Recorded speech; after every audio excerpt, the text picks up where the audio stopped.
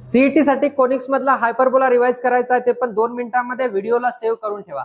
Hyperbola मध्ये जसं तुम्हाला माहिती आहे 2 महत्त्वाचे हायपरबोला असतात. एक असतो स्टँडर्ड हायपरबोला, एक असतो conjugate hyperbola. x² by a² minus y² by b² equal to 1. इथे सेम फक्त x² चं साइन मायनस असतं आणि y² चं साइन प्लस असतं किंवा पलीकडच्या साइडला मायनस घेतो आपण.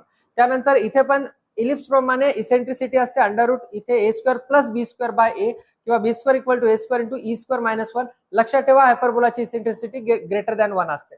त्यानंतर फोकायचे coordinate same plus minus a, 0, vertices plus minus a, 0.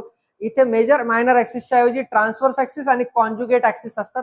त्यानंतर डायरेक्ट्रिक्सचं equation x equal to plus minus a by latus रेक्टमची लेंथ 2b² बाय a आणि parametric equation a sec theta, b tan theta.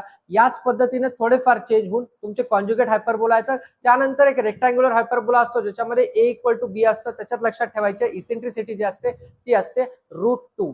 त्यानंतर टँजंटचा जर मी विचार केला, शिफ्टेड हायपरबोलामध्ये सगळ्यात आधी हा पार्ट असतो ज्याच्यामध्ये h आणि k ने आपण रिप्लेस करतो. टँजंटचा जर विचार केला तर इथे टँजंटची कंडिशन असते c² equal to a² m² minus b², ज्याच्यावरून आपण टँजंटचं इक्वेशन काढू शकतो किंवा त्याच्याशी रिलेटेड क्वेश्चन सॉल्व्ह करू शकतो. पुढचा टॉपिक कोणता पाहिजे कमेंटमध्ये नक्की सांगा.